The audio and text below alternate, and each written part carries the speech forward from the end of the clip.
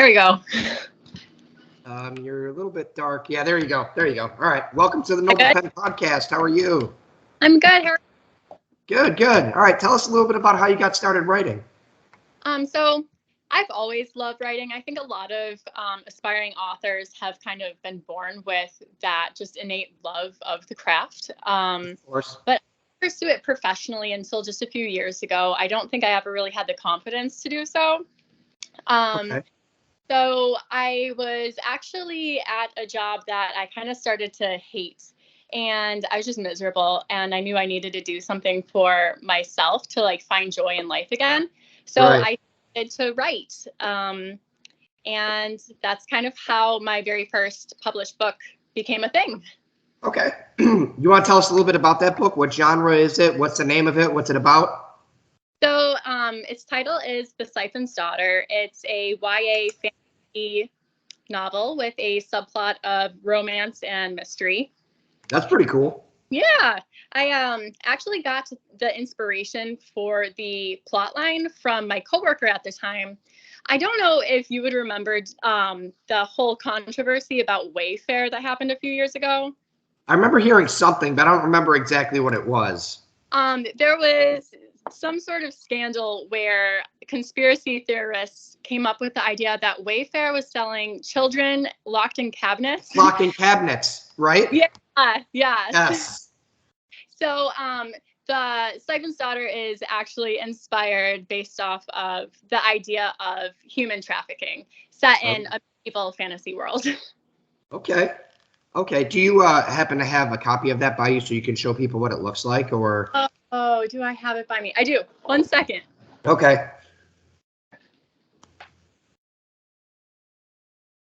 There we go. The Syphon's Daughter. M.E. Batt. Is that your pen name? Yeah. Okay. That's cool. Thanks. All right. And tell us about your main character. How do you go about the character development? Tell us just a little bit without giving too much away, of course. Sure. My character development is probably the last thing that I really work on when I'm starting a new idea. I think that the plot and the setting are two of the things that I hash out first. And then my draft is kind of where the character develops. It's me telling the story to myself and figuring out who my characters are. So the main character, her name is Raylan. She is the daughter of a healer and a caster who is somebody that can utilize magic, who grows up in a small village. Events happen and she ends up having to leave that small village to go to the capital of her country and kind of learn about things. Ooh, okay. That's interesting for sure. Okay. Tell me something that you learned since you started writing that you wish you knew when you first started. The importance of following some type of structure. I'm definitely more of a... You mean structure as in like a book outline or? Yeah, I kind of jumped into this first book here without any clue of what I was doing. It's the first novel I ever completed. And it a bit of a mess after the first draft was done. Oh, sorry, my kid is interrupting. It happens. Yeah, baby?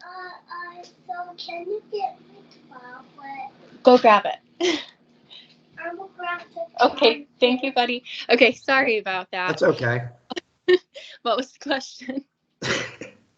Well, let's go into marketing. How do you go about marketing? I'm definitely not a marketing expert. Luckily, my publisher has a lot of tips that I have been trying to utilize. So it's definitely kind of making a brand for yourself on social media. I've just been getting into Instagram and Reels, Facebook Reels, Facebook marketing, as well as newsletters and newsletter swaps. So those are all, I think, pretty important things. Just connecting with and being like an actual human being and not just like some untouchable deity. Right.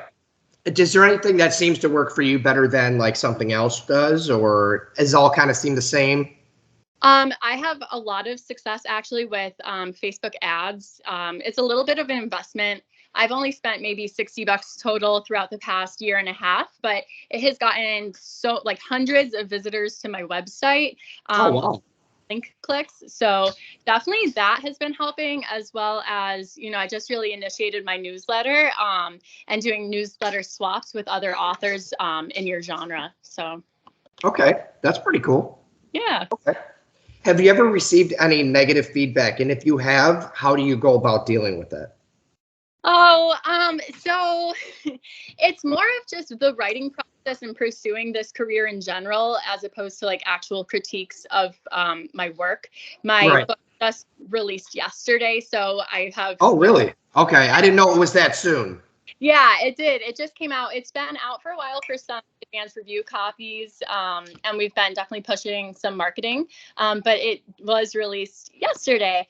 But That's I think awesome. Congratulations, by the way. Thank you so much. It's such an exciting thing, isn't it? Yeah, it really is. It's really a dream come true.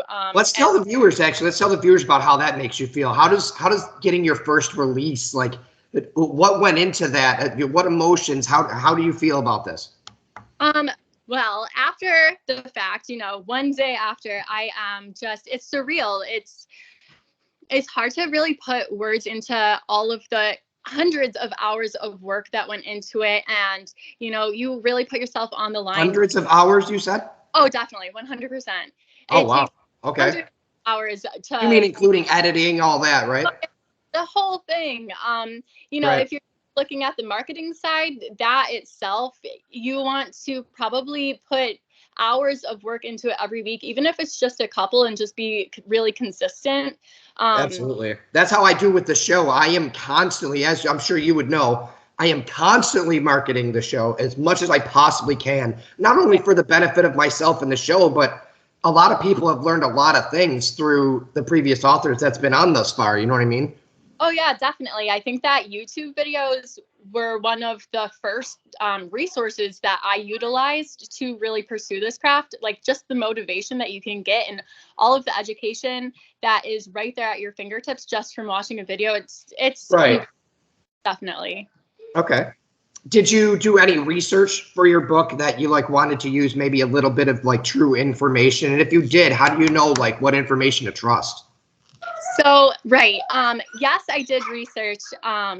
I have a large part of this story is about a healer and healing magic. And I utilize my nursing background to kind of put details in there that relate to the real world to help believability. So definitely research involved in that, as well as fight scenes, medieval weapons. I had no clue about anything besides what I've read in fantasy books in the past. So definitely some research put in too. That's pretty cool. That sounds awesome. Thanks. All right. Tell me about one of your most interesting characters and what makes them so unique to you. Doesn't have to be the main character. It can be any character, just a really unique character. What did you put into that character that makes them so unique? Yeah, one of my favorite characters in this book is one of the instructors at the magical academy that the main character goes to, and her name is Thorn, and she is kind of a badass. And I took a lot of my own background to make her character. I had a really hard nursing professor during school who pushed me past my limits to where I thought that I almost quit nursing school. It was really, really hard, but I had this instructor who didn't necessarily believe in me, and that doubt pushed me harder. So that's one of my favorite characters in the book. Little shout out to that instructor. That's pretty cool. All right. Do you have any exclusive information that you could give the viewers? Like, hey, listen, this is something that you wouldn't have known, but this is what is great about this character. If you don't, that's okay. I can move on. Let's move on. I mean, I'm sure that I have many, but I don't want to give too much away. You don't want to give too much away. Right. Yeah. Makes sense. Some people would say, hey, I'll give you a little bit of this, but, not too much. Anyhow, okay. If you could pick the brain of one of your favorite authors, who would it be and why? Brandon Sanderson. Okay. Because he's absolutely amazing, and he seems like somebody that I would absolutely love to sit down and have a cup of coffee with. Okay, and that's a mainstream author, no? Yes. Okay, and what has he written? He has written Mistborn. He is a fantasy author. He's written tons of stuff. The Way of Kings. I have like a whole bookshelf dedicated to his works. He Oh, finished wow. the Time series. What is it called? The Wheel of Time. He wrote like what I think he co-wrote or just finished one of the last books in that series after Robert Jordan passed away. Oh, okay. I'm a Well, that's fantasy. cool. Sorry. Oh, that's okay. That's awesome. Very cool. All right. Do you see your writing like when you said you spent hours and hours? Did you see that as either a spiritual or therapeutic thing for you? And if so, how? I would say definitely therapeutic. It just makes my soul happy. I feel I'm a mom of 3 kids and I work full time as a nurse and I'm a wife. And I feel like writing is that one time of the day that is entirely for me. And just like the peace that I gain from that is amazing. I will start my day in a horrible mood. And if I can get a writing session in first thing in the morning, the rest of the day just seems to be so much better. Wow, that's really cool. Yeah. I like that perspective. Absolutely. Thanks. Okay. Have you taken any risks with your writing? Like, hey, I'm not sure if I'm going to put this in there. It seems a little, but it seemed to work out in the end for you. Oh, there's so much spoilers. Risk a little bit. I'll give something. Sorry, kids, can you please quiet down? Thank you. I'll give a little bit of a spoiler in the book. A good component of this story is discovered through a journal that the main character finds from somebody who has long since passed away. And I have pages of excerpts from that journal in this book. So it's almost like reading wow. And I didn't know necessarily how the publisher was going to feel about that, whether or not I needed to take those sections out or just how visually they would look reading a book inside a book. But it turned out great. And That's super cool, though. Yeah, it's one of my favorite parts of the book. And it opens up the possibility of connecting it to a prequel of the author of the journal in the book. Of the journal. Right. Yeah. Absolutely. Right. Anytime that you can add a different dynamic. See, these are the types of things that I'm trying to pull out in these episodes. Like something like that. Anytime you can add something that is different than what everybody else does, what the mainstream thing is, that's essentially what you're trying to do, right? Yeah, definitely. Okay. All right. What are some essential characteristics of your heroes and of your villains? Like what do they need to have for you to be like, okay, that's a solid character? Sorry, I get away. I try and make all of my characters morally gray with their own Can you explain morally gray? What does that mean exactly? I'm sorry. What is it called? Like a Mary Sue character where every aspect of them is good. It's good. Yeah. Yeah, they're just such a flat character. So I like to give, that maybe their motivations were selfish, or maybe the outcome of something that they thought was a good idea turned completely horrible. Just giving the characters more dynamic so that they're not so flat, so Right. that they have their own aspirations, their own goals, whether or not that is the best for them versus the best for the world versus the best for the story. Okay. All right. And when you're writing, do you feel like you have to be in like a certain type of mood to write that certain kind of scene? Like, oh man, I feel really intense about this right now. I want to go write about it. Has that ever happened to you? So no, actually no, just because I'm very meticulous about making sure I have time to write every day, whether or not I'm in the mood, whether or not the, Really? idea struck me. Yeah, I think that's one of the most important things is being consistent with your writing. So even if I feel completely uninspired, I still force myself to sit down with either a notebook or my laptop and really work on my ideas. And I've found that after the first 3 minutes of sitting there, like staring at a blank page, it comes to me, and then it changes the whole perspective. And then that scene will just flow. Even if the writing was the last thing that I wanted to do that day, I never regret sitting down for a session. That's actually really cool. I mean, I'm certain a lot of people are gonna watch this video and be like, man, I wish I could do that, because that's pretty crazy. I'm an author myself. I have 2 books out. I mean, they're not too successful as of yet, but they're still out, right? Mm-hmm. Anyways, I've sat down sometimes like, you know what? I just can't get it straight today. I just can't do it. I'm gonna move on. I'll come back tomorrow, next day. So that's really cool. You can sit down and do that any given day. That's awesome. Yeah, writing is so individualized for each person, but if Right. you're a writer that feels like, guys, go now, please. Thank you. If you're a writer that feels like you can only work in the morning with no distractions, and if the mood strikes you, just try for even a week. 5 days straight, sit down even when you're feeling uninspired and see what happens, because I used to be that way where it wouldn't come to me. Right. But then I just NaNoWriMo actually is What what is that exactly? That's you have to write during November or something, right? National Novel Writing Month. So the challenge is to write 50,000 words in the month of November. They also do a camp in April and July, I believe, where you can choose your own word goal. So yeah, it's writing every day. Do you win like some type of award for this, or You get like a certificate and then discounts on different writing software. It's so cool? fun. Yes. The community is amazing, and it really pushes you past your limits, past what you thought you were capable of doing. I recommend it. I know being an author, it sounds a little weird that I might not know what that is. I've seen a lot of people talk about it. I actually believe I've had somebody talk about it on the show before, but I've never really got into the depths of like what it really is. I know it's some type of competition or something. Yeah, it's more honestly just for the community. There's like Discords and different local groups that you can join where you can meet up and all write together. Again, that's something That's pretty cool. Yeah, I recommend it. You should check it out. It's pretty nice. All right, maybe I will. Okay, I got a new question for you. I've never asked this one, but I think it's really an essential question. Okay. Now, when you're doing editing, right? Let's say, your beta readers or your editor, whomever, says, hey, listen, this is a little bit long. You need to cut some out, right? Because I'm sure that has happened, right? To you, it's happened to me. It happens to all of us. Yeah. Now, right. the question that I have here is, how do you go about that selection? How do you go about that process? Like, okay, I need to keep this, but how do I keep that out? Is there any advice you can give to what plot points do you need to focus on? Yeah. So I would say that if it does nothing to advance either your character development or your plot, or you've already said it, take it out. And the less, I think Sanderson said this in one of his videos, you need less introspection than what you think for your character. Than what you think, right?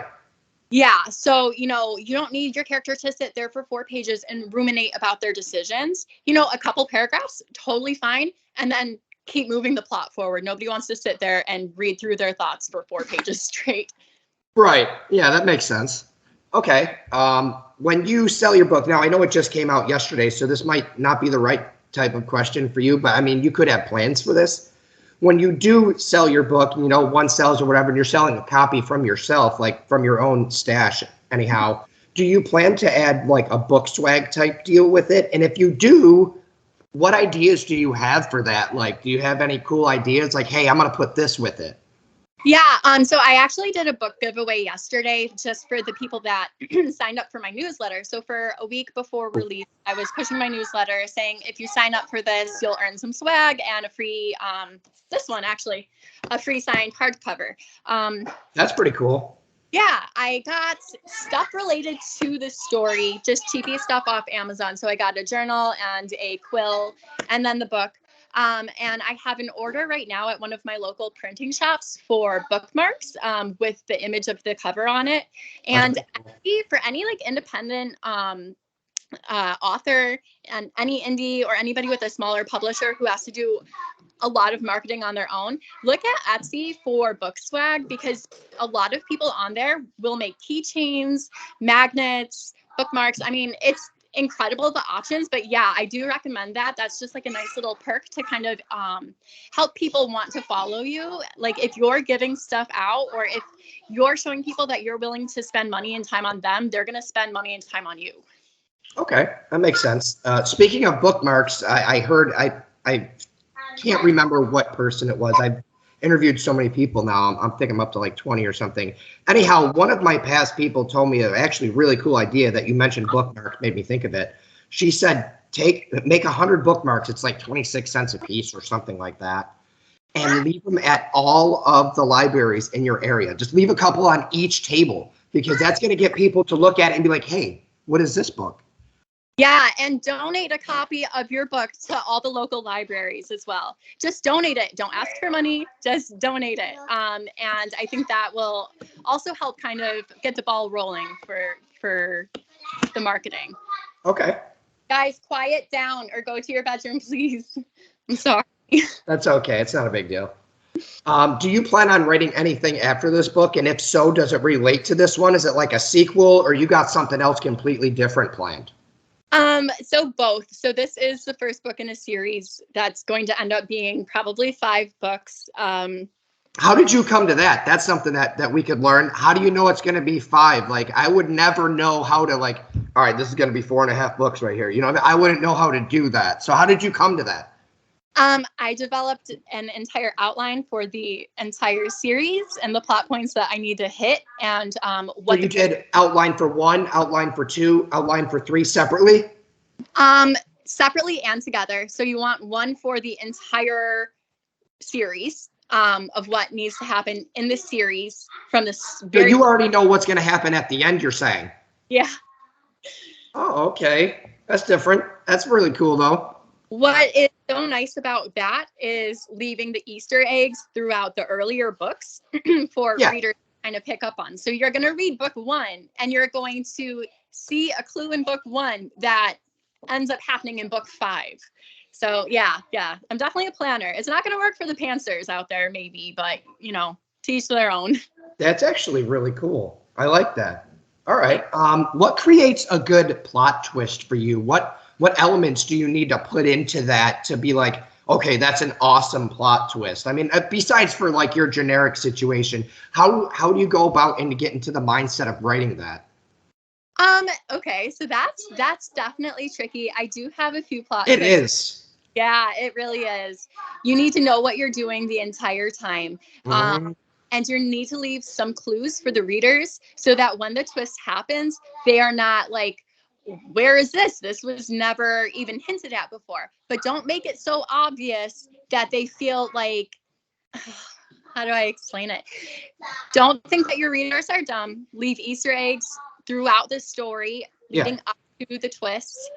And don't make it something that has nothing to do with anything else. And don't do it just for shock value. It's got to have like purpose to the plot. It's got to happen for a reason. Not like, oh, this just happened out of the blue. Yeah, exactly. Makes sense. Okay. All right. My next question. Now, you're a fiction writer. Do you ever write in nonfiction? No. Do you plan to? Work. Okay. Do you believe that like an author, because a lot of different people, like I said, I don't know how many of the videos you've watched or whatnot, but I ask everybody this question just because I want to watch my 100th video and see what everybody's mindset is here. Do you think it's credible for the same author, like you're a fiction author, I'm a fiction author.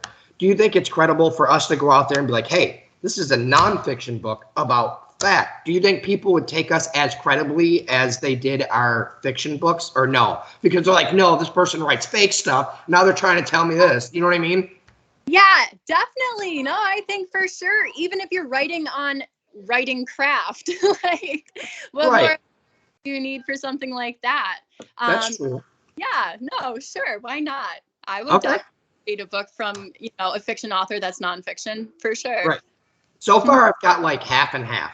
So interesting. That seems like a no-brainer to me. I'm surprised that there's such a divide. Oh, some people are like, no. I would never see that person as credible. They just write fiction and stuff. You know what I mean? So the amount of research that goes into a fiction novel, though, like that's right. So some of that really is true, whether you think it is or not. Oh yeah, it translates definitely. Absolutely. Right. Mm-hmm. Okay, now I want to do a character interview segment. So do you have like one character that you could select? And I'm going to ask that character specifically a few questions. You have to answer as them. All right, sure. Okay. All right. First off, describe your appearance for the viewers and tell us what time period you're from or where you're from. Okay. I have curly brown hair and I am from Lake Haven in a medieval world. Okay. What makes you tick and what is your personality like? I really like doing things for the greater good. I thrive in an environment that's structured with education. I love to learn. Okay. That's all. That's good. Okay. Do you see yourself as a hero, a villain, or neither? Neither. Why neither? I have not done enough in my lifetime to describe myself as a hero, and certain events have made me feel like I'm the villain that everybody is making me out to be. Okay. All right. Who is your best friend, and can you describe your interaction with them a little bit? My best friend is Freya. We grew up together. Hold on. Guys, go to your room right now. Guys, go to your room. Now. You didn't listen. Thank you. Kids. My best friend is Freya. We've grown up together forever. And even though she doesn't have powers, I think that she is still just as important in society. She is funny and brave and daring, and I would be lost without her. Awesome. Awesome. Great answer. What is the most pressing problem you have at the moment, and how do you plan to handle it? The emergence of these powers, and I'm handling it by going to the academy to learn. Okay, that's pretty cool. All right. Do you have any advice on your own? Now, this is just for you specifically. Okay. Do you have any advice on your own, besides for something that I asked specifically, that you would want to tell other authors? Like, hey, listen, I think you should do this. This is how I feel about, starting out writing. Yeah, just write. Who cares about anything else? Don't worry about what anybody else says. Whatever your goals are, whether you just want to write for fun, whether you want to be published one day, just sit down and write. Don't over edit the things that you write. Just keep writing, because you're only going to improve in your craft the more you do it, the more words that you produce, the more novels that you write and actually finish things. I think Neil Gaiman has a good masterclass about that. Okay, that's cool. All right, finish this sentence. If I could start writing a new book right now, it would be about witches. That's the name of it. It's actually what the book I just published is about. It's a town of Witching Tree. Nice. That's yeah. Pretty cool. This is in the medieval times, and I am kind of like itching to write something modern day, like urban fantasy, but that's on the back burner for right now. Absolutely. Absolutely. Okay. And your favorite genre to write in is? Fantasy. And why is that? Because it's so fun and it's so different from what the world is now. And I think we all could just use an escape from day-to-day life. I've actually heard so many people say that. That's what they use writing for. I mean, I do feel that way in a sense myself, but I've never really used it for that. Like, I don't ever go to write and say, okay, I'm going to write right now to escape from whatever the heck is going on. But I do get a sense of, what you guys are saying there. I really appreciate that. The thing that drives you to write the most, like, what is the absolute thing? Like, this is my main goal. Or do you not have one? Do you have a lot of different reasons? Because like writing is like the air to breathe. I feel like if you're passionate about it, it is what gives life a lot of its meaning. A lot of its meaning. Yeah. Right. Okay. How do you approach your chapter length? Because some people believe that chapters should be, a short amount, so, you don't give too much. Some people think chapters should be this long. How do you approach that? How do you know when to stop? I give it zero thought.